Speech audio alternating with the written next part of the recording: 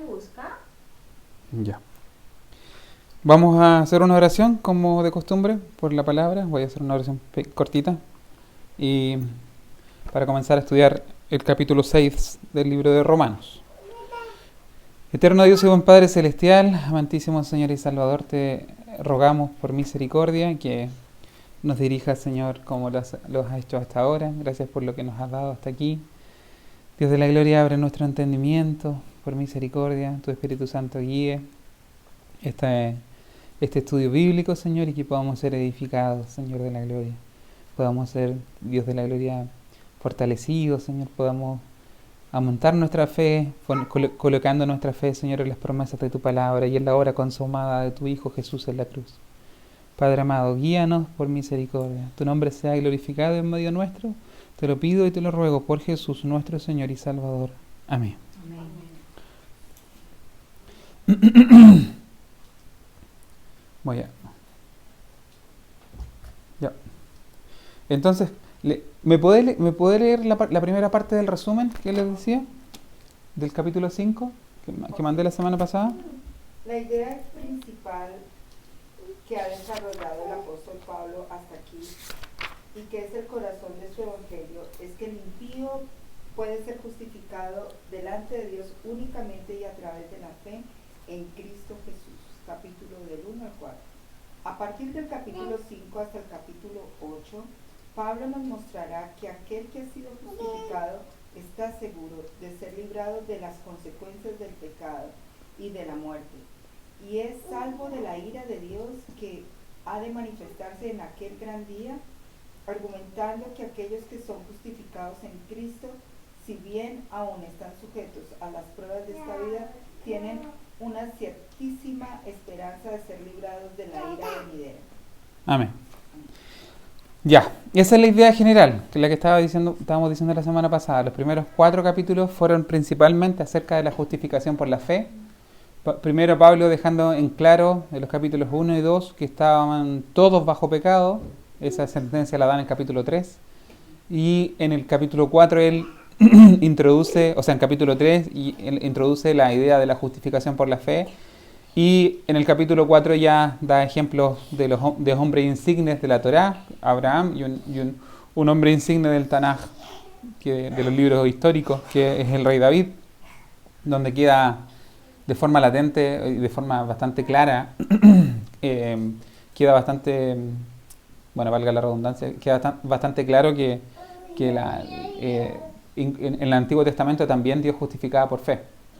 Ahora en los capítulos 5 y 6 Pablo se encarga de hablar a los receptores de la carta a los romanos de las consecuencias de esta justificación. Y los capítulos 4, 5, 6, 7 y 8, vimos la semana pasada el 5, esta semana estamos viendo el 6, se enfocan en un tema que es polémico en nuestra iglesia, que es el tema de la salvación.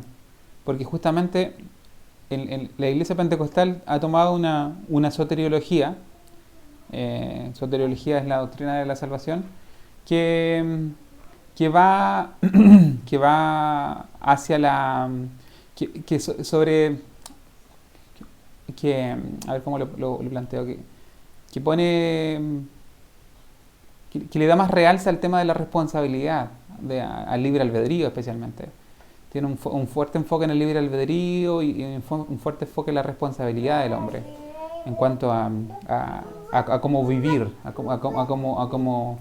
cómo conducirse en esta vida. Y por eso la idea de que la salvación es algo seguro y que no se pierde le genera un poco de rechazo. Y hay otras doctrinas soteriológicas que se enfocan más en la soberanía del Dios que salva. Ese es el enfoque de esa otra soteriología, por llamarla de alguna manera. Yo tengo la seguridad que tanto los unos como los otros son mis hermanos en Cristo. El pentecostal que cree que la salvación se pierde pero ha sido regenerado por Dios es salvo, porque no es salvo por la soteriología que tenga, sino que es salvo por la fe en Cristo. Entonces tanto los unos como los otros son salvos. Yo no tengo problema con eso. Y también creo que es un nivel de discusión doctrinal que no entra, lo decía la semana pasada, en el nivel en el que uno hace división con el que es cristiano y el que no es cristiano. Yo creo que ambos confiesan un cristianismo ortodoxo en cuanto a las doctrinas fundamentales. Siempre repito lo mismo, que Cristo resucitó, que es el Dios encarnado, la idea de la Trinidad y un montón de otras ideas. Entonces, pero sin embargo, yo siendo pentecostal, de una pentecostal, y que con el tiempo he ido abrazando una soteriología quizás no tan común en el mundo pentecostal, creo que el mundo pentecostal tiene que saber responder a estos 4 capítulos. Yo sé que hay muchos otros capítulos que dan un claro realce a la responsabilidad del hombre. Hay pastores y teólogos con bastante reputación que dicen que tanto la soberanía como la responsabilidad del hombre son 2 doctrinas que uno puede encontrar en la palabra y que van paralelas aparentemente. Pero estos capítulos puntuales, capítulos 5, 6, 7 y 8, se enfocan precisamente en la seguridad de la obra consumada por Cristo. Y Pablo se encarga en estos capítulos de darle esa seguridad a los receptores de la carta a los romanos.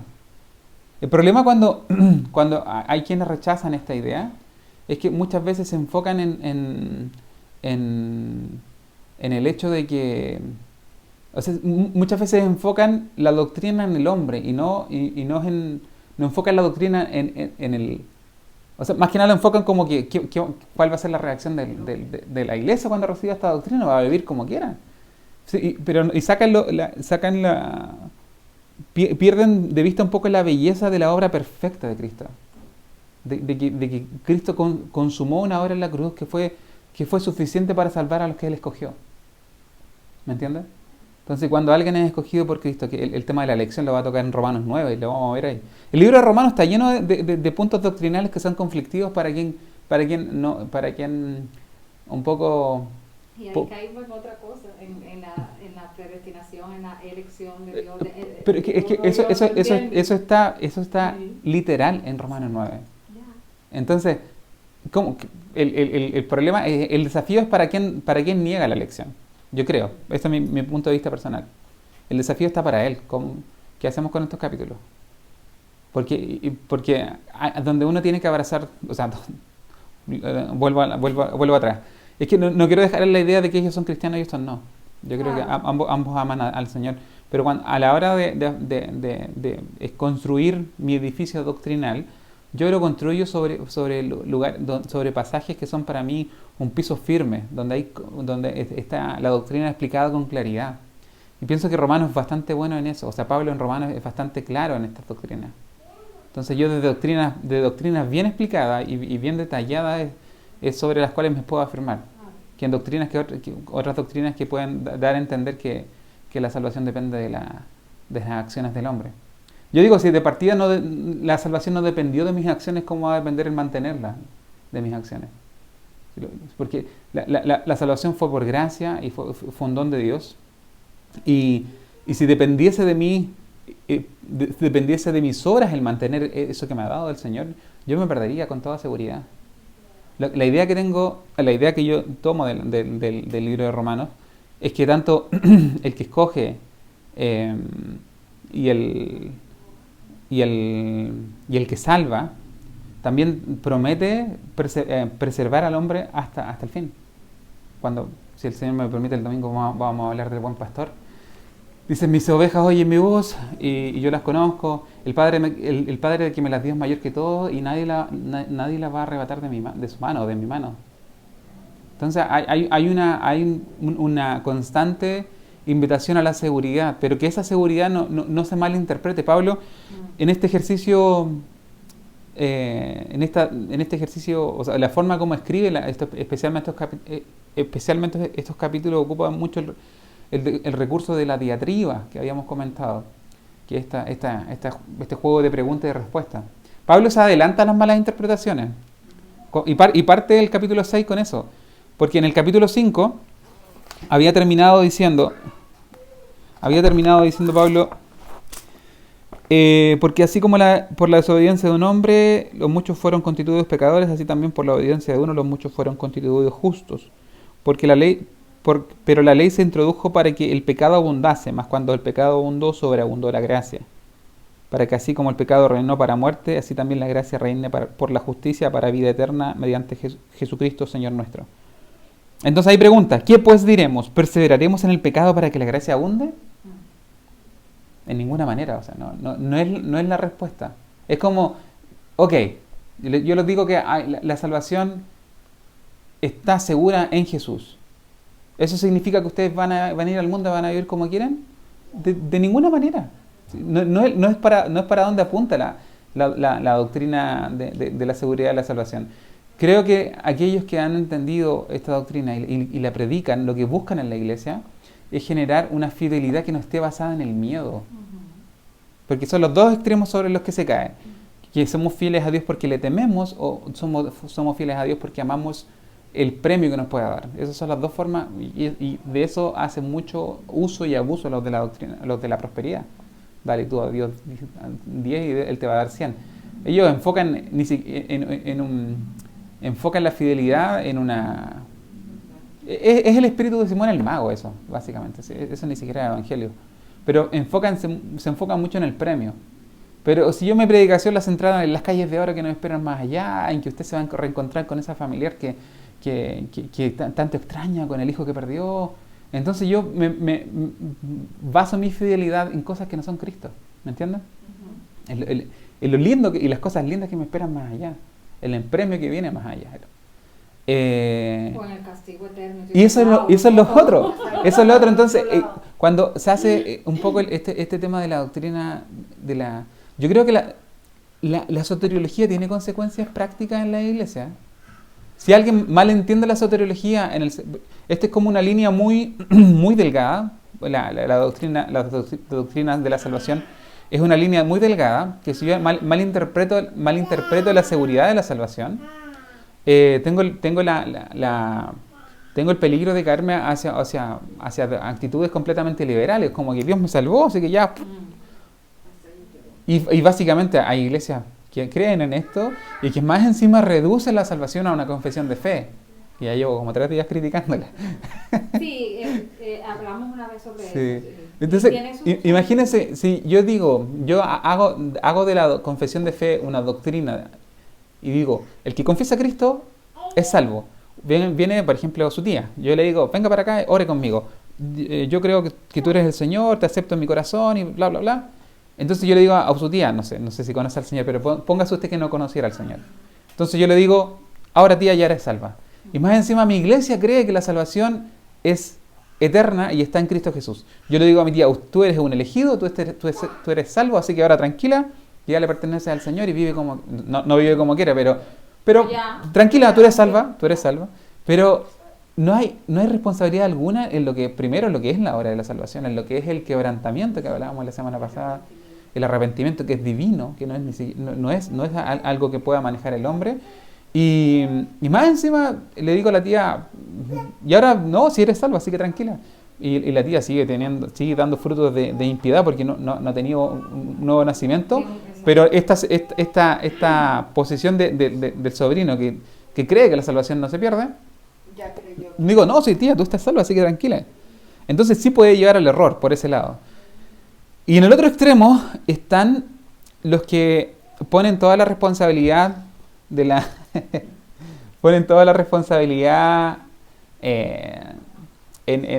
sostener esta salvación en el hombre y por lo tanto tienen todas las herramientas para presentar, para poner más y más requisitos para mantener esta salvación. Y lamentablemente las iglesias pentecostales, con todo lo lindo que son, con todo lo que las amo, sinceramente lo digo, han abusado mucho de aquello, bastante.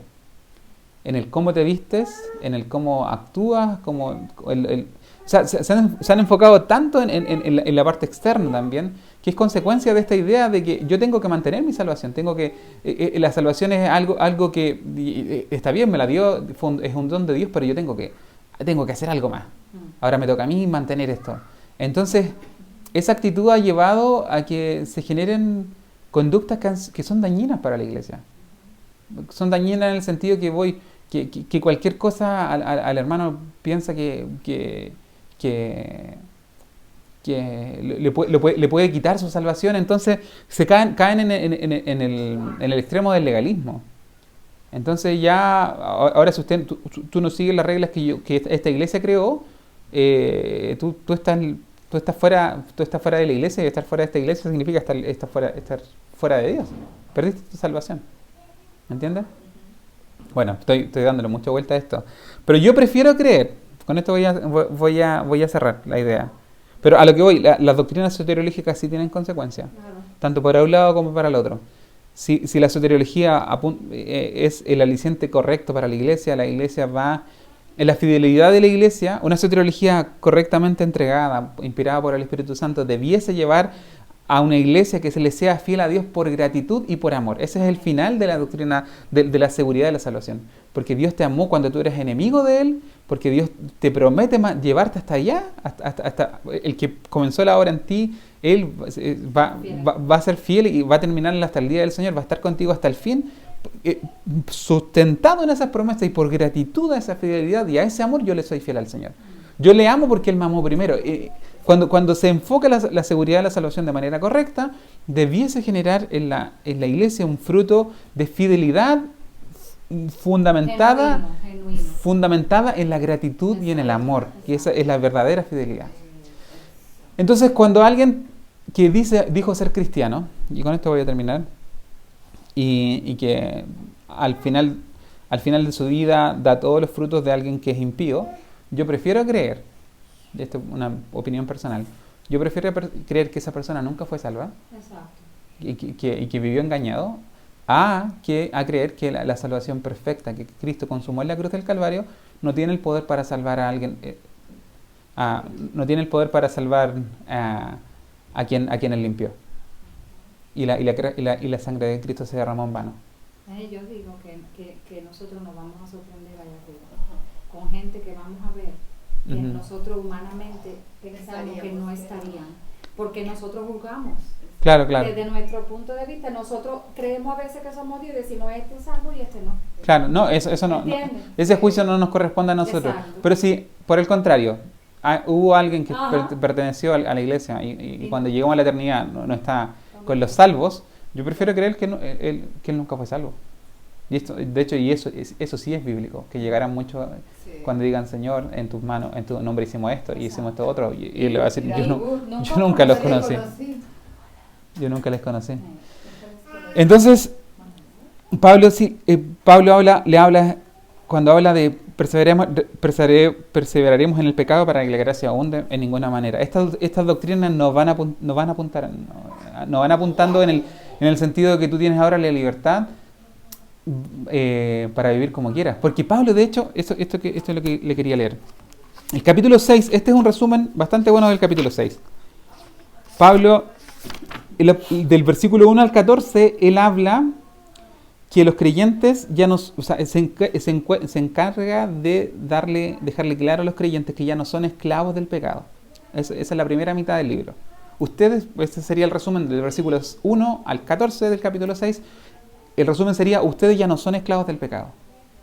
Y del versículo 15 al 23 sería que los creyentes ahora son esclavos de la justicia y de Dios. Entonces pasamos de una esclavitud a la otra. Aquí no hay libertad para hacer lo que queremos. ¿Me entiendes? Y de hecho Jesús dice, tú no puedes servir a dos señores. Ahí asume que el hombre va a estar siempre bajo un amo. ¿Cierto? Aquí habla que no puede servir al dinero y a Dios. Pero que el hombre va a estar siempre bajo un amo. La figura de la esclavitud era algo muy latente en el primer siglo. Se cree que en la Roma, donde estaba la iglesia a la cual Pablo le escribía, cerca del 35 al 40% de la población de la ciudad eran esclavos. Entonces la esclavitud sí era algo bastante normal y cotidiano. Y no solamente la esclavitud, sino también... el mejor ejemplo para ponerle, sino también el hecho de venderse como esclavo. También era una actitud... era algo que se veía, no era raro. O sea, nosotros no hablan de esclavitud en el siglo XXI, es rarísimo. Pero en la Roma del primer siglo era bastante normal. Entonces Pablo juega con eso para darle a entender que pasamos de una esclavitud cuando somos libertados por Cristo, somos libres ahora para, por decirlo así, vendernos como esclavos a este Señor que es por lejos mucho mejor. Su paga es mejor, al final habla de la paga del pecado y la paga. Y en todo sentido, él es... como que salimos del amo malo al amo bueno, ¿no? De hecho, en la ley creo que hay un caso donde había hasta cierta cantidad de años donde el hombre tenía que ser liberado, pero cuando el hombre amaba a su amo, él tenía la libertad de quedarse con él, y el amo lo marcaba y era esclavo para toda su vida. Un poco eso es invitarnos a volvernos esclavos de la justicia, a volvernos esclavos de Dios. Porque si fuimos esclavos tan eficientes, por decirlo así, y pusimos nuestros cuerpos al servicio del pecado, y pusimos todo nuestro esfuerzo para servir a este reino de tinieblas. La semana pasada hablábamos de los dos reinos. ¿Cuánto más ahora poner el mismo esfuerzo para servir a este nuevo amo? Que su paga es mucho mejor, que nos compró, y pagó un precio impagable por nosotros, que fue su propia sangre. Entonces esas son las ideas con las que Pablo juega. Entonces, el capítulo 5, que no lo vimos también, dice que la ley se introdujo para que abundase el pecado. Creo que en el capítulo de la semana que viene vamos a ver más el tema de la ley, pero lo que produce más que nada un mandato específico de Dios, cómo termina generando en la naturaleza pecaminosa que el pecado, por decirlo así, se active, por llamarlo de alguna manera. Dice que la semana pasada decíamos que entre Adán y Moisés el hombre murieron en condición pecaminosa, que era parte de la naturaleza que les heredó Adán, pero no pecaron a la manera de Adán, porque Adán traspasó un mandato específico, que era: no comas de ese árbol, y comió. De la ley para acá, el pecado se vino a manifestar al revelarse a mandamientos específicos que fueron dados por Dios en la ley. Entonces, por eso cuando el pecado abundó, producto de que la ley fue dada, la gracia sobreabundó para cubrir ese pecado. Esa es la idea. Como que el capítulo 7 vamos a verlo que el pecado tomando como pretexto el mandamiento se hizo más pecaminoso y mostró nuestra verdadera naturaleza. Es cosa que le diga a uno, no sé si cuando ustedes criaron al niño, no haga eso y va y lo hace. Es como un niño, si un niño nadie le enseña a hacer, bueno, alguna vez yo escuché que al niño no se le enseña a hacer lo malo. Un bebé, que ya nace, sí, o sea, que nace sí. Porque un niño hace cosas y nadie le ha enseñado. O sea, un bebé cuando viene su ADN, ¿no? Ya está. Mi hermano siempre da ese ejemplo con su hija, que la encontró rayando la muralla, y la pilló rayando la muralla y la fue a retar y escondió el lápiz atrás. Y le dijo: ¿quién rayó la muralla? Y decía que no era, y que no era ella. Estaba todo ahí la evidencia, pero él decía que no. Entonces, el pastor Goyón siempre pone un ejemplo de que tú tienes dos niños y tú le estás dando la comida a uno y te dice que no quiere, y tú le dices: bien, se lo voy a dar a este. Entonces automáticamente el egoísmo innato dice: no, sí la quiero, sí me la voy a comer, solo porque le dijiste que se la vas a dar a otro. Entonces, y tú dices: ¿quién lo enseñó? ¿De dónde salió esa actitud? Sí.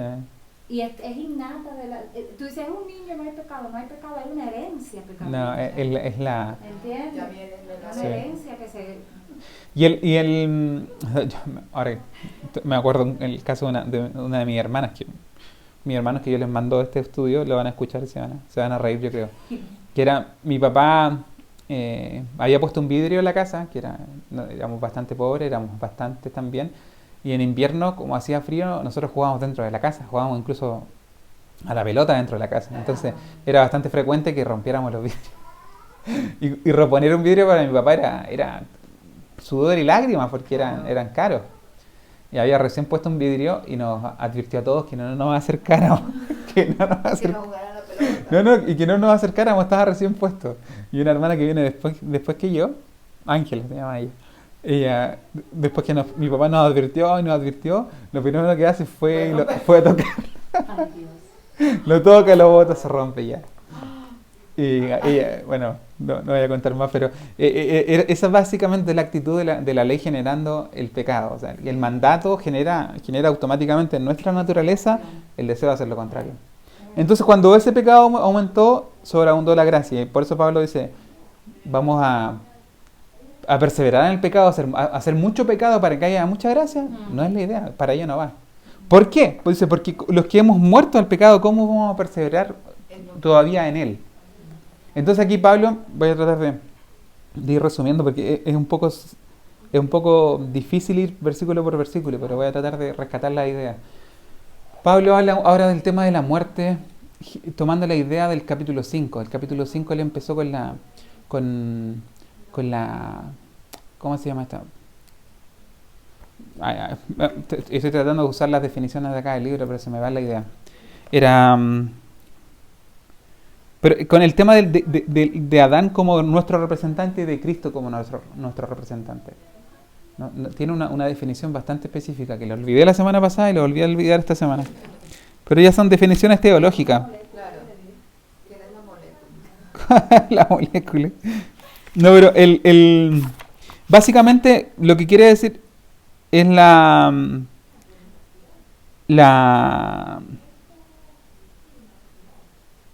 significancia representativa, la palabra que usan ellos. Es que Adán tiene una significancia representativa al igual que Cristo. En él estábamos representados todos cuando Él pecó y al pecar todos en Él nos heredó su naturaleza. Exacto. Y Cristo, al vivir una vida justa y morir por nuestros pecados, Él fue nuestro representante en la cruz y nos hereda su justicia y nos hereda su vida. Pero aquí Pablo lo lleva más allá. Aquí Pablo viene a decir que nosotros Cristo no solamente colgó nuestros pecados en la cruz del Calvario, sino que nosotros estábamos muriendo con Él. O sea, nosotros morimos con Cristo en la cruz del Calvario. Él usa las tres etapas que parece que eran parte como del credo, de los primeros credos del primer siglo, que era que Cristo murió conforme a la Escritura, que parece que lo dice el mismo Pablo en Colosenses. Estos tres elementos de la muerte, sepultura y resurrección lo ocupa acá. Dice que nosotros no solamente Cristo pagó por nuestros pecados en la cruz, sino que nosotros literalmente, por decirlo de alguna manera, morimos con Él ahí. Fuimos sepultados con Él y resucitamos con Él. Entonces, esa es la conexión que tenemos nosotros con Cristo. Así como es la misma conexión que teníamos con Adán. Cuando Adán pecó, fue el pecado también nuestro. Nosotros estábamos pecando ahí con Él. Y cuando Cristo murió, nosotros moríamos con Él. Cuando Él fue sepultado, fuimos sepultados con Él. Nuestra vieja naturaleza fue sepultada con Él. O nosotros mismos fuimos sepultados y nosotros ahora resucitamos con Él. Por eso tenemos una conexión con Él y donde Él nos transmite su vida. Por eso Pablo nos invita a despojarnos. Es como, imagínense que yo estoy vestido con un traje, como un traje de oso gigante. Estoy vestido del viejo hombre. Aquí hay de muchas maneras se ha interpretado esto del nuevo hombre y el viejo hombre. Casi lo que siempre había escuchado yo era la antigua forma de vida que tenía yo. Esa es la típica definición de iglesia. La antigua forma de vida era mi viejo hombre y ahora que nací de nuevo tengo una nueva forma de vida y ese es el nuevo hombre. Pero lo que Pablo, o sea, lo que según este autor que yo estoy siguiendo, dice que la idea que mejor encaja con esto de nuevo hombre y viejo hombre es la conexión. El viejo hombre vendría siendo Adán y el nuevo hombre vendría siendo Cristo. Y cuando Pablo nos dice despójense, es como despójense básicamente, sáquenselo. Imagínense que tienen un traje, usted se lo saca, se lo desabrocha, se saca, sáquense ese viejo hombre y vístanse del nuevo. O sea, despéguense de la conexión que tenían con Adán y con la herencia que esta traía, que era muerte, y la sujeción al pecado y la esclavitud al pecado. Dividámoslo así: conexión con el viejo hombre, esclavitud al pecado. Esa es el pasado del que no ha sido regenerado. El que ha sido regenerado y el que ha sido justificado por la fe ahora tiene una conexión con el nuevo hombre, que es Cristo, y con todos los beneficios de esa conexión, que es básicamente vida y libertad al pecado. Y ahora ese que está vestido y se despojó, se sacó el traje del viejo hombre y se ha revestido con el nuevo hombre, ahora él ya no pertenece, ya no es pertenencia del esclavo anterior, que era el pecado, sino que ahora le pertenece a otro amo, que es la justicia y es Dios. ¿Entienden? Entonces, despójense del viejo hombre, de su incapacidad para no pecar. El viejo hombre no podía voluntariamente no pecar, porque era esclavo del pecado. Un esclavo no tiene voluntad. En cambio, cuando somos libertados del yugo del pecado y del poder del pecado, mi papá siempre lo grafica con la fuerza de gravedad. Habla de la ley de gravedad como si fuera la ley del pecado. Dice que si yo quiero flotar no voy a poder, porque la fuerza de gravedad me tira hacia abajo. Pero si ahora este Cristo que me liberta de la ley del pecado me saca, no sé, me saca de la estratosfera, o sea, me la saca de la tierra, me lleva, solamente fuera de la tierra estaría libre de la ley del pecado, pero él me toma. Por ejemplo, si yo quiero estar a cierto nivel del piso, por mi fuerza, por mi capacidad no voy a poder, pero si alguien me toma y me eleva, ahí sí voy a estar a esa altura. Y la gravedad, si bien está tratando de hacer fuerza, pero algo me sostiene y que no me deja caer al suelo. Entonces esa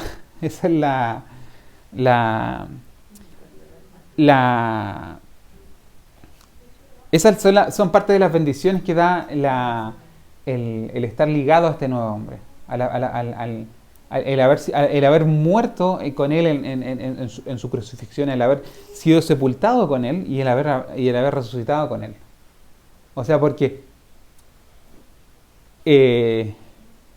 Cristo fue nuestro representante, y porque nosotros tenemos esa unión con él, ahora podemos vestirnos de él, y ahora podemos vivir una vida en la que ya no estamos sujetos al pecado. El pecado ya no es nuestro amo. Entonces pecamos, sí, porque seguimos vestidos del viejo hombre. Cuando pecamos es porque no nos hemos sacado el traje del Adán que teníamos, y que solamente que solamente nos hereda muerte. Pero en Cristo tenemos la libertad de librarnos de ese yugo y de entregarnos a la servidumbre de la justicia y de Dios. Tenemos la libertad de despojarnos de ese hombre, vestirnos de nuevo y de luchar contra el pecado. Josías. O sea que cada vez, y se ríe. O sea que cuando estamos en Cristo con el nuevo hombre, si pecamos, pero es una decisión, ¿no? En este caso, digamos, siempre, continuamente estamos pecando, porque tenemos la conexión con el antiguo hombre, que es correcto. Pero en el momento que decidimos de que ese pecado no nos esclavice, es cuando estamos con el nuevo hombre, que es Jesús. Básicamente que ahora en Cristo usted tiene la libertad para presentarle pelea o para presentarle resistencia al pecado. Eso es lo que está diciendo Pablo. Y reconocerlo. No. Cuando tú eres esclavo del pecado, ni siquiera eres consciente de que eso es pecado y es malo. Cuando viene la gracia de Dios, la gracia salvadora de Dios, es revelado a ti que lo que antes tú eras parte natural de tu vida y no había ningún problema. De hecho, tú hablas con gente que no conoce a Señor y dice, pero ¿qué hay de malo? Yo soy una buena persona. Porque ellos no son conscientes siquiera. Cuando el Señor viene y te ilumina, tú eres capaz de ver que aquello no más.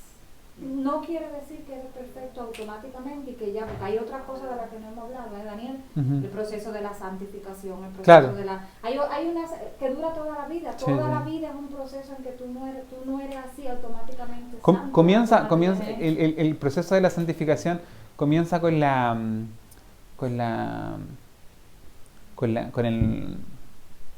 justificación, yo le llamo el primer quebrantamiento. Cuando hablamos, no, y también parece que lo hablamos la semana pasada. Sí. Sé que lo hablamos. Sí. El primer quebrantamiento viene siendo el nuevo nacimiento y viene siendo esta conexión con el nuevo hombre. y recibimos los beneficios de la justificación, porque es por la fe, que son básicamente los beneficios del triunfo de este representante nuestro, que se decidió hacernos herederos de su triunfo. Cuando Jesucristo nos elige, nos hace herederos de lo que Él ganó en la cruz del Calvario. Él vino a este mundo, por decirlo de alguna manera, estuvo bajo el reinado del pecado, o sea, estuvo en su cuerpo humano, estuvo bajo el yugo del pecado, pero Él no pecó. ¿Entiendes? Pero al morir, al morir y resucitar, él derrotó al que tenía al antiguo rey, por llamarlo de alguna manera. Con su muerte y resurrección, él dio comienzo a su nuevo. Con su muerte y resurrección, él dio comienzo a este nuevo reinado y nos da a nosotros, nos entrega, por decirlo de alguna manera, nos hereda su triunfo, los despojos de esta, cuando iban a la guerra y un ejército vencía a otro y recogía despojos, era básicamente el botín, nos comparte de su botín de guerra. Él vino, él estuvo en este cuerpo de pecado con todas las debilidades y tentaciones del cuerpo de pecado, pero no pecó. Y se presentó como Cordero perfecto. Y en su muerte él nos dio vida, básicamente. En su muerte, claro, llevó nuestros pecados a la cruz, murió con nosotros, fuimos sepultados con Él, y al resucitar nos entregó vida, justificación, nos entregó la capacidad de por su gracia y por su Espíritu Santo, por su Santo Espíritu, hacer frente a este pecado, a resistirlo, cosa que era imposible en la otra naturaleza, cosa que es imposible cuando estamos ligados al Adán, así que nos hereda muerte. Entonces, eso es más que nada a lo que invita Pablo. Ustedes revístanse de nuevo, hombre. Ustedes ya no están, no tienen por qué perseverar en el pecado. O sea, cuando yo les digo que se regocijen en la gracia que ha sido derramada, cuando sobreabundó el pecado, sobreabundó la gracia, regocíjense en esa gracia y no se deleiten en el pecado, porque no tienen esa naturaleza ya. No tienen por qué estar bajo este esclavo, o sea, bajo este amo malvado que los castiga, porque ya no le pertenecen. Las cadenas están rotas, ya no están bajo su yugo. No tiene sentido que en una esquina se pongan en posición fetal a recibir los golpes de ese amo torturador, porque ya no le pertenecen. No le pertenecen a él. Ustedes pueden levantarse, tomarle el látigo por la autoridad que les da Cristo y salir de ahí. Salir de esa casa, porque ya no tienen la plena libertad para salir de esa casa y no irse a vivir al mundo como quieran, sino que salir de la casa de este amo malo y golpeador y irse a la casa de este otro amo amoroso. Pasar de una esclavitud bajo una tiranía a pasar a una esclavitud donde somos considerados hijos. Donde hay lazos de amor. Y donde somos considerados hijos. El esclavo que llega a ser hijo. Dice que ya no eres más siervo, ¿no? Entonces, más que nada, esa es la invitación en términos muy generales, Pablo. Ustedes ya no son esclavos del pecado y ahora vayan y con la misma intensidad con la que pecaban, con esa misma intensidad, sean fieles. Y eso es tan real cuando uno es más joven y tiene energía para todo. Nosotros decimos carretear, o lo que es la parranda, no sé cómo le dirán en Cuba, rumba, no sé. Sí. Cuando era la pachanga. Cuando uno es joven, uno se amanece sin problema, uno tiene le da toda esa energía al pecado, a los deleites de la carne, pero haga lo mismo por una vigilia de oración. Y pues se volvió a caer, parece. Y duro. Sí. Así que eso es en cuanto a así también considerados muertos al pecado, pero vivos para Dios en Cristo Jesús, Señor nuestro, el versículo 11. No reine pues el pecado en vuestro cuerpo mortal, de modo que lo obedezcáis en sus concupiscencias. Ni tampoco presentéis vuestros miembros al pecado como instrumentos de iniquidad, sino que presentaos vosotros mismos a Dios como vivos de entre los muertos, y vuestros miembros a Dios como instrumentos de justicia, porque el pecado no se enseñoreará de vosotros, pues no estáis bajo la ley, sino bajo la gracia. Aquí de nuevo, cuando Pablo termina cada enseñanza, que esto igual, cuando les dice, pues yo no estás bajo la ley, sino bajo la gracia, a nosotros no se nos hace nada, porque no somos de partida parte del pueblo gentil, en el siglo XXI, donde la ley judía no tenía ninguna relevancia, pero en el siglo I, porque el cristianismo comenzó en un contexto judío, los primeros cristianos fueron principalmente judíos hasta la llegada de Pablo, que comienza, bueno, podríamos contar a Cornelio, pero hasta la llegada de Pablo se masifica el evangelio entre los gentiles, y los gentiles compartían con esta fe común con los judíos. Entonces fue todo un tema que se pueden ver en el libro de Gálatas, en muchas otras cartas donde está esa tensión. ¿Cómo tienen que guardar, o sea, cómo que tienen que servir a este Cristo resucitado? ¿Cómo lo tienen a este Señor que tenemos en común los judíos con los gentiles? ¿Cómo lo tenemos que servir? Y la ley era un tema, era un tema, y fue un tema muy muy complicado para la iglesia primitiva, especialmente la iglesia de Jerusalén. Fue un tema muy complicado. Cuando Pablo vuelve de su tercer viaje, yo leo el reporte de Pablo en los Hechos de los Apóstoles, y me da la impresión que la iglesia de Jerusalén estaba como, sí, Pablo, muy lindo el reporte, pero por favor anda al templo y paga estos votos de estos que están terminando el nazareato, para que todos vean en Jerusalén que tú no estás contra la ley. Era un tema de harto conflicto, de bastante tensión.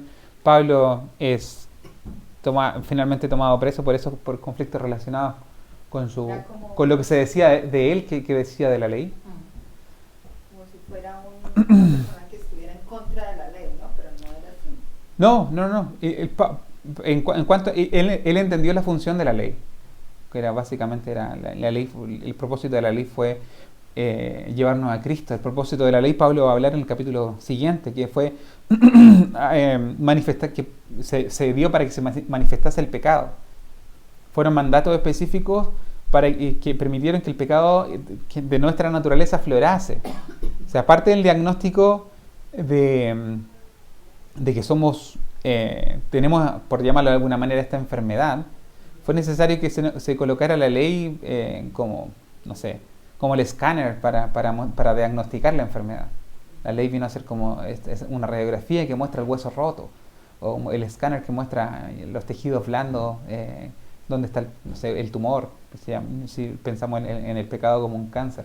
Eso vino a ser la ley. La ley vino a ser la lupa de Dios para que se manifestase el pecado y quedase en evidencia el pecado. Y al estar todo bajo pecado, entonces entonces la gracia vino a cumplir su función, al darle a entender a toda la humanidad, o a los que habían sido receptores de la ley principalmente, que por la ley nadie iba a ser justificado. Entonces ahora se manifiesta la justicia, que es por la fe. O sea, que la ley fue como para poner como la herencia que nos dejó el pecado, ¿no?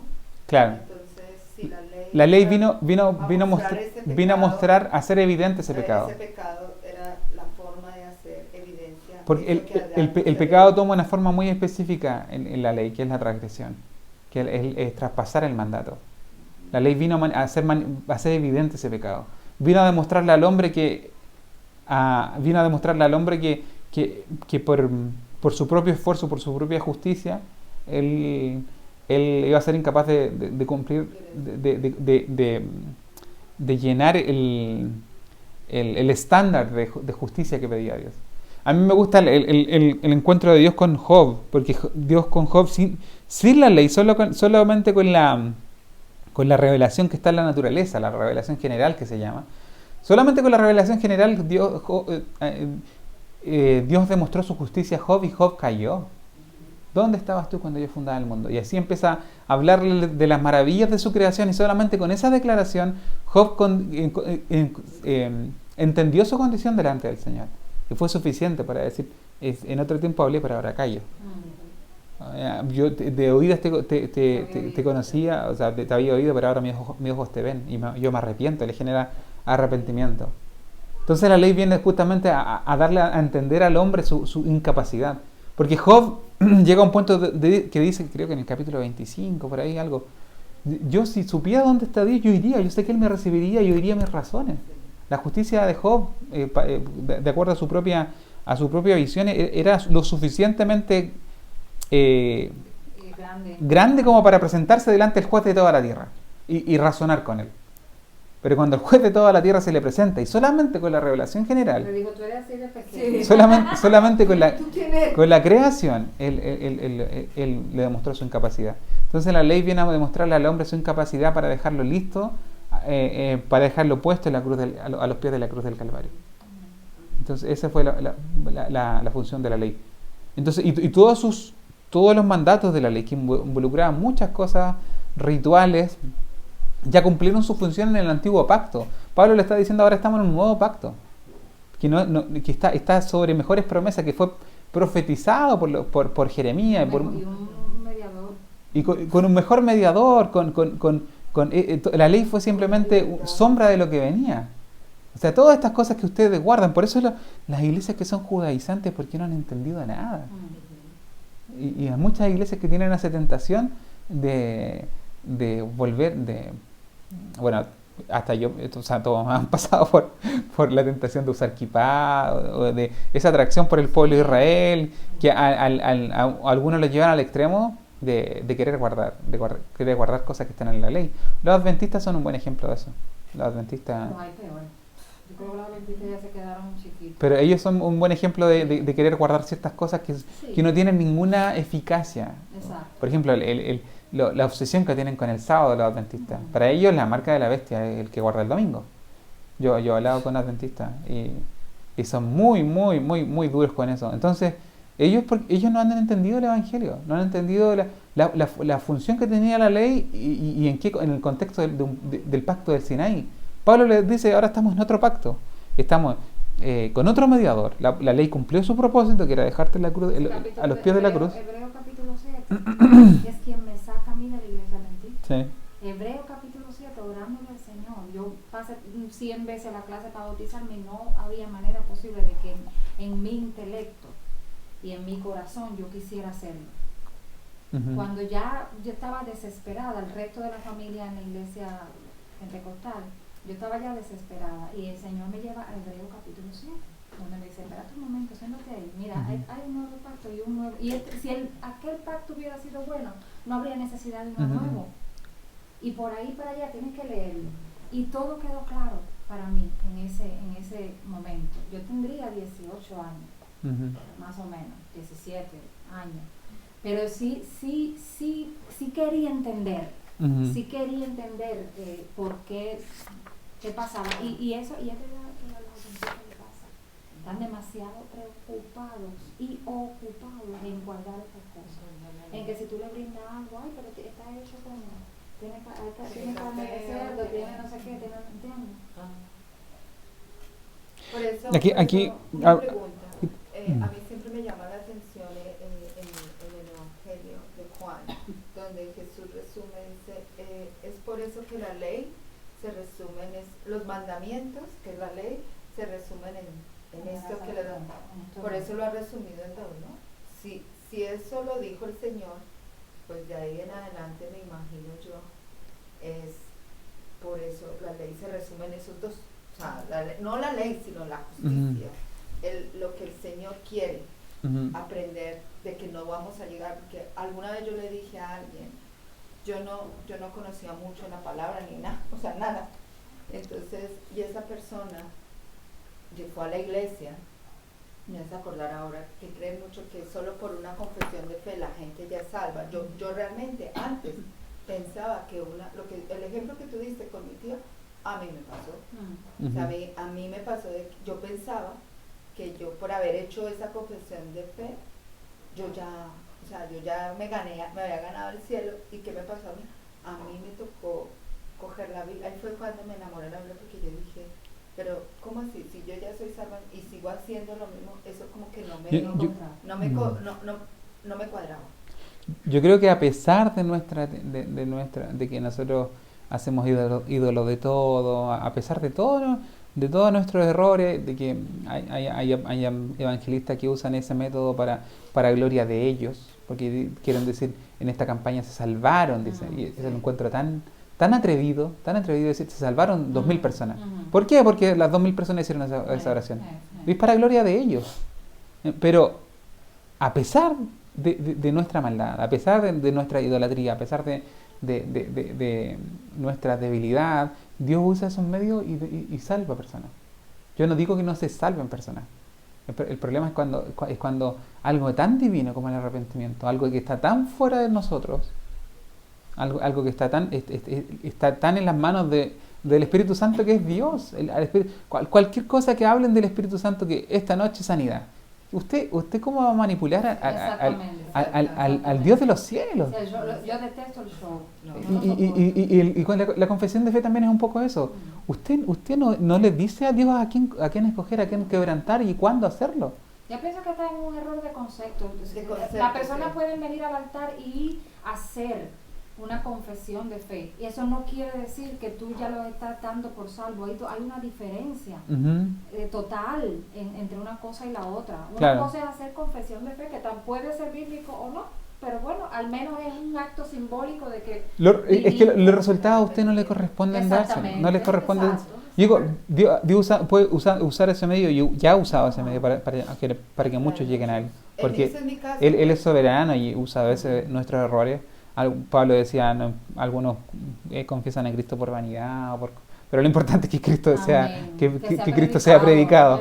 Así que Dios termina usando la por contienda por vanagloria, pero lo importante es que Él sea predicado. Pero por lo menos en mi caso, esto fue un medio, pero lo que dice la palabra de Dios es confesar y arrepentirse. O sea, el arrepentimiento es un proceso. Y eso es algo que no lo miden. Es algo que no... Porque el evangelista que quiere tener números, y esta es una crítica un poco dura, él puede poner en los números cuántos confesaron, pero él no puede poner cuántos se arrepintieron.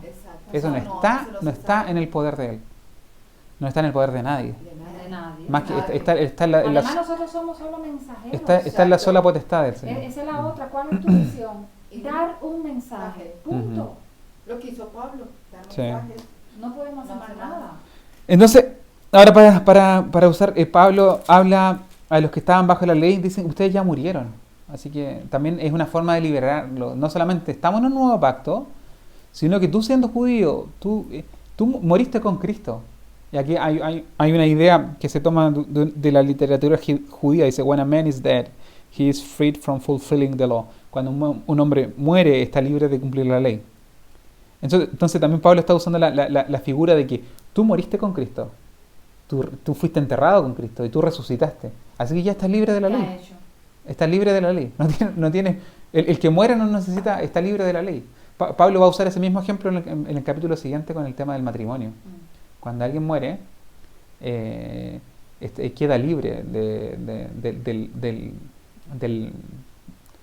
¿cómo se llama esto? Del pacto matrimonial. Entonces, si se vuelve a casar, no está adulterando. Entonces Pablo va a usar nuevamente el ejemplo, el simbolismo para hablar de que están libres de la ley, no están ya bajo la ley. Por muchas razones, porque estamos en un nuevo pacto y también porque ustedes murieron con Cristo. Un tema importante para ese siglo. Bueno, yo decía que no es relevante para nosotros porque no estamos en un contexto adventista, pero estas enseñanzas para alguien que está en una iglesia adventista o hay iglesias que son mucho más complicadas. Hay comunidades enteras, veía yo una comunidad entera pentecostal que se dio por un tiempo esta fiebre de buscar tus raíces judías, de que somos descendientes de un sefardí que fue expulsado de España. Y hubo una comunidad entera pentecostal en Colombia, yo vi un reportaje que rechazó, o sea que descubrió sus raíces judías, entre comillas, y rechazó el cristianismo que había abrazado y abrazó la religión supuestamente de sus padres. Y se volvieron todos al judaísmo. Entonces eso es... Yo estoy viendo una cosa rara en parte de los miembros de la iglesia nuestra en La Habana, sobre todo gente joven, yo veo que ya hace un tiempo, yo lo que veo en el Facebook, no sé qué, yo celebrando toda la fiesta judía y una bandera judía y esperando el Shabbat y Shalom, no sé qué, para allá, y todo, y digo, ay, esta gente ya han caído, pero al extremo, fíjate, al extremo, están, yo no sé ahora exactamente en qué, cómo se llama. Hay una atracción muy fuerte de las iglesias pentecostales hacia la cultura judía y hacia eso lo también de la iglesia de España donde yo estaba, de que se han salido de la iglesia, todos se fueron y ya llevan más de tiempo y solo Shalom hermano y no sé qué, y pues que ahora sí sé la verdad y ahora la verdad es muy atractivo el tema y pasa a ser muy atractivo, pero al estudiar Pablo, al estudiar Romano, uno se da cuenta que son simplemente cosas que tienen reputación de espirituales, pero que no tienen ningún efecto. Pablo dice algo así, esto no es literal, pero dice, hay cosas que tienen reputación de ser espirituales, pero no tienen ningún efecto contra los deseos de la carne. Exactamente. Entonces, todo lo relacionado con los judíos tiene mucho se vende muy bien como algo muy espiritual, especialmente si oramos a Dios en hebreo, si le decimos a Jesús Yeshua, Yeshua HaMashiach, si nos aprendemos el Shema Israel, Adonai Eloheinu, Adonai Echad. Yo también me lo aprendí. Yo también pasé por una etapa así. Pero ese es como un extremo de la admiración extrema hacia Israel y casi a llegar a creer que con ellos hay un pacto paralelo, un pacto aparte. Yo creo que todo el que, o sea, es evidente que todo el que ha sido justificado por la fe en Jesús y ya está. No hay otro mediador. No hay otro. Para judío y para en cuanto ahora lo que hay un extremo que son las iglesias reformadas donde a Israel lo ven casi lo miran con un rechazo. Exacto, ese es el otro extremo que tampoco yo lo comparto. Y creo que los capítulos 8, 9 del 9 al 11 nos va a dar algo de luz sobre eso. Pablo lo trata con mucho y que hablan y que son cosas que vienen para futuro. Entonces cuando en el tema escatológico hay solamente 3 cosas claras, por lo menos 3.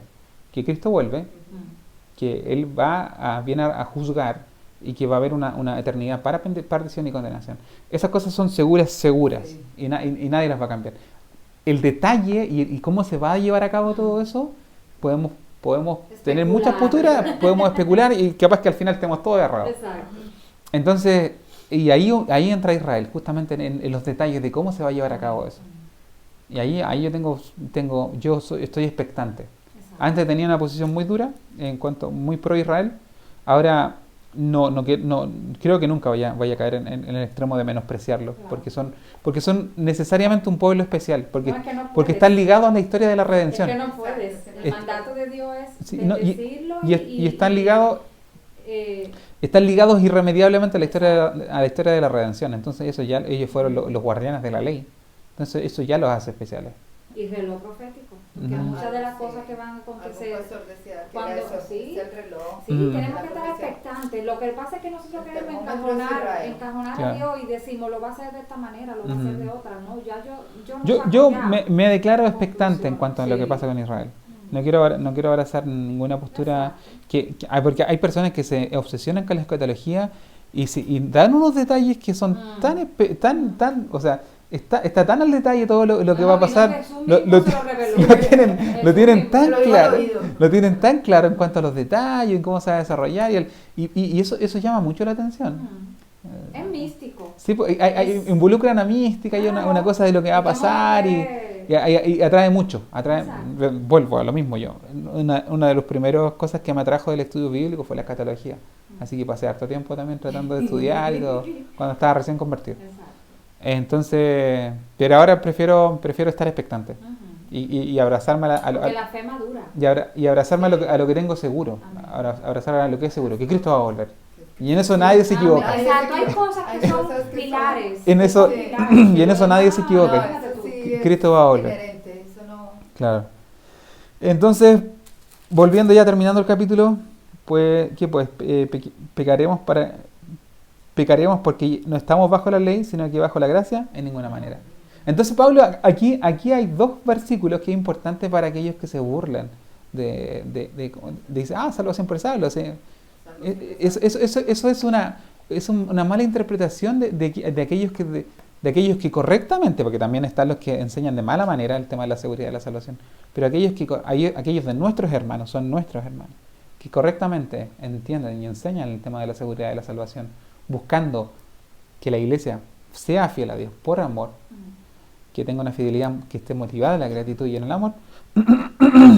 El hecho de hay una reacción automática casi de relacionar la gracia con el entonces yo vivo como quiero. Con el libre. Porque acá Pablo lo dice en el versículo 1 del capítulo 6 y en el versículo 15. ¿Qué pues? Primero dice, ¿qué pues diremos? ¿Perseveraremos en el pecado para que la gracia abunde? Entonces muchos tienen a la gracia como algo tan despreciable. Se le llama también, algunos hablan de la gracia barata. Entonces, como Dios nos ama por gracia, entonces hagamos lo que queramos. Hipergracia. O la gracia barata, que no tiene no tiene ningún valor. O en el 15 dice, ¿qué pues? ¿Pecaremos porque no estamos bajo la ley, sino que bajo la gracia? Entonces Pablo le dice, gracia, seguridad de salvación, le estoy invitando a pecar. Le estoy invitando a pecar por eso, por decirle que la salvación es segura en Cristo, que es el que llama y el que elige. Eso quiere decir que lo estoy invitando a pecar en ninguna manera. En ninguna manera. La enseñanza no va por ahí. No va porque ahora que tú sabes que aquel que llama es fiel para sostenerte hasta el final, eso no tiene que decir, no tiene que despertar en ti el relajo, sino que la gratitud. Exacto. Amén. Exacto. Porque tú moriste al pecado. Porque por muchas razones, porque ya tú no eres siervo del pecado, ya no eres esclavo del pecado. Entonces, ¿por qué agradece? ¿Por qué no eres esclavo del pecado? Esta enseñanza no debiese llevarte a que vuelvas tú a la casa de ese amo golpeador, del que te tenía amarrado en el galpón, el que te azotaba. ¿Cómo te va a llevar la noticia de que fuiste libertado de ese amo golpeador? ¿Cómo te va a llevar a volver con él? No tiene sentido. O sea, la noticia de la gracia son las cadenas rotas y es la puerta abierta porque tú salgas de esa casa. Entonces, ¿cómo tú vas a reaccionar a la gracia de esa manera? Si yo te estoy diciendo que Dios te libertó de ese amo, que ya no le pertenece, que las cadenas que te tenía atadas están rotas y que la puerta de su hogar, que era una fortaleza, que era imposible salir, Dios rompió ese portón con la muerte en la cruz. Dios los derribó. Así como cayeron las murallas de Jericó, así cayó las murallas de la casa de ese amo golpeador, y que tú no tenías ninguna posibilidad de escapar porque eran murallas impenetrables y porque tú estabas más encima encadenado. El Evangelio de la Gracia te viene a decir que las cadenas están rotas y que la muralla ha sido derrumbada. ¿Cómo vas a querer tú volver a esa casa? Exacto. ¿Cómo va a ser la noticia de la gracia un pretexto para pecar y para volver a someterte a este amo que solamente te paga con muerte? Entonces ese es el llamado. En ninguna manera. La noticia del Evangelio, la buena noticia del Evangelio, la buena noticia de la seguridad, que existe en esa salvación que Cristo otorga a quien elige, tiene que darte a ti gratitud. Tiene que a ti hacerte correr de la casa de ese amo golpeador y salir directamente a la casa al reino de la luz. Salir del reino de las tinieblas al reino del amado Hijo. Correr hacia allá y mantenerte allá. Y vestirte de Cristo y despojarte de Adán. Para allá va la enseñanza. Entonces, ¿no sabéis que si os sometéis a alguien como esclavos para obedecerle, sois esclavos de aquel a quien no obedecéis, sea del pecado para muerte o sea de la obediencia para justicia? Aquí, bueno, Pablo dice, ustedes nunca están libres. Ustedes siempre van a estar sirviendo. O al pecado o a la justicia, pero van a estar siempre sirviendo. Pero gracias a Dios que aunque eres esclavo del pecado, ¿cómo? Tiene habéis obedecido de corazón a aquella forma de doctrina de la cual fuisteis entregados, y libertados del pecado vinisteis a ser siervos de la justicia. Bueno, voy a irme al final para terminar. Del 20 para adelante, por cuanto eres esclavos del pecado, erais libres acerca de la justicia.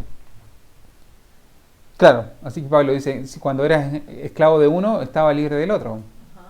O sea, si eras esclavo del pecado, eras libre de la justicia. O sea, eras libre de hacer la voluntad. Véalo de esta manera. Veámonos como esclavos. ¿Ya? Somos esclavos. El esclavo no tiene voluntad. ¿Cierto? Entonces, si yo estaba bajo el amo que era el pecado, yo hacía la voluntad del amo que era de este amo que era el pecado, y yo pecaba. Entonces estaba libre de la voluntad del otro amo que es justicia y que es santidad. Entonces, ahora que soy libre del pecado, ahora que soy libre del pecado y estoy bajo el yugo de Cristo, ahora, por decirlo así, la voluntad de este amo no está sobre mí. La voluntad del pecado ya no es sobre mí. ¿Me entienden o no? Sí. Ahora yo tengo la libertad, por decirlo así, para hacer la voluntad de este otro amo. Y ya no estoy obligado a hacer lo que me manda el amo anterior. Por esa razón yo tengo libertad para ponerle un paralelo. Viene el pecado como mi antiguo amo, me dice, ven a hacerme. No, si yo no te pertenezco. Ya no soy tuyo. Antiguamente no había excusa. Yo tenía que hacerlo. Por decreto ya soy libre. Míralo aquí. Así es. Entonces Pablo un poco juega con eso. Y al final dice, porque el fruto que tenías de aquellas cosas de las cuales os avergonzáis, porque el fin de ellas, o sea, ¿por qué? No, pero ¿qué fruto tenías de aquellas cosas de las cuales os avergonzáis? Porque el fin de ellas es muerte. Mas ahora que habéis sido libertados del pecado y hechos siervos de Dios, tenéis por vuestro fruto la santificación y como fin la vida eterna. Este es el proceso que comienza con la salvación. El camino de la santificación. Libertad del pecado, santificación. Sí, es que está claro. Sí, pero la paga del pecado es muerte, más la dádiva de Dios es vida eterna en Cristo Jesús, Señor nuestro. El proceso de santificación siempre lo uso yo como la piedra que es la piedra deforme que empieza a ser esculpida. Dios toma una piedra deforme, por decirlo así, y empieza a esculpirla y empieza a esculpir en ella la imagen de Cristo. Ese es el proceso de santificación. Todo lo que se demora en Cristo en sacar de esa piedra lo que no se parece a Cristo, todo lo que sobra de esa piedra. Imagínense un escultor tomando un mármol deforme y empezando a esculpir ahí al David de Miguel Ángel. Entonces todo lo que sobra de eso, lo que va sacando el escultor, es el proceso de santificación, es lo que Dios nos va sacando. Y al final de ese camino de santificación, cuando ya el escultor ha sacado todo lo que no le pertenece al David de Miguel Ángel, va a quedar la obra perfecta. Y en el caso nuestro, la imagen de Cristo. Ese es el camino de santificación. Dios escoge una piedra de la cantera que es igual a todas las otras piedras, que somos nosotros, y por el puro afecto de su voluntad decide tomar esta piedra y empieza a esculpirla. Ese es el camino de santificación. Porque la paga del pecado es muerte, más la dádiva de Dios es vida eterna en Cristo Jesús, Señor nuestro. Aquí la figura que usa Pablo, que según lo que decía acá el comentarista de este libro, es la del general romano, porque en la Roma del primer siglo, los ejércitos romanos eran ejércitos profesionales que estaban a sueldo. Entonces la paga era básicamente lo que le daba el general a sus legiones. Entonces esa es la figura que usa Pablo. Ahora el pecado no es un amo, sino que es un general. Y nosotros estamos en su ejército. Entonces peleamos por el pecado, hacemos todo lo que el pecado nos manda, nos esforzamos por él, y como pago nos da la muerte. Y le cumplimos, entonces nos pagan. Y la forma como nos paga es la muerte. En cambio, este otro general, de este otro ejército, estamos por él, trabajamos por él, peleamos por él, pero él nos da como paga la vida eterna. Esa es la diferencia. Son dos ejércitos con dos generales. Un general me paga con la muerte y el otro general me paga con la vida. Así como eran dos amos a los cuales servimos. Ahora la figura que usa Pablo, que usa muchas figuras que pertenecen al contexto del primer siglo, es la del general que paga al soldado. Pero este paga con la vida y este otro con la muerte. Entonces, por eso la invitación a confiar en la obra de Cristo consumada. Porque ya no estamos bajo el yugo del pecado, porque ya no somos esclavos del pecado, hemos sido libertados, y esa es la noticia del Evangelio de la Gracia. No solamente fuiste justificados por la fe, sino que fuiste libertados del yugo del pecado. Así que Pablo con todo esto trata de generar en los receptores de la carta a los romanos esta gratitud que se necesita para ser fiel a Dios de manera correcta. Y ojalá que a eso nos lleve el estudio del libro de Romanos. A buscar a Dios ya por gratitud. Que el Espíritu Santo vaya generando esa necesidad de amar a Dios porque Él nos amó primero. Y la única forma de amar a Dios con esa libertad es entendiendo el Evangelio. Así nos liberamos de todos los miedos que tenemos. Siempre digo, la pregunta típica en las iglesias pentecostales. Y si viniese el Señor, ¿usted se va con Él? Y todo. Hay una exclamación así. Cúbreme con tu sangre. Porque no hay seguridad de la obra de Cristo consumada. Porque se ha abusado del meter miedo. Porque se ignora la eficacia del pago de Cristo en la cruz. Eso tiene que ver con lo que yo dije el domingo.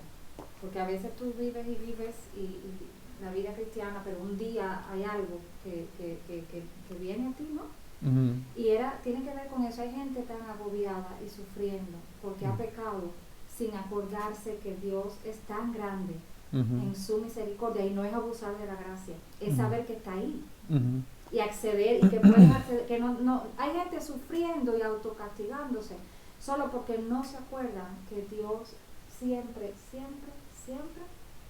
nos va a amar por encima de todas las cosas, sin, que era lo que hablábamos, sin abusar de la gracia, sin decir, bueno, ok, voy a hacer lo que me dé la gana, porque de todas maneras Dios me va a perdonar. No, pero sin sufrimiento. O sea, puedes venir a donde está el Señor, puedes venir a donde Él está, no importa cuál haya sido la situación.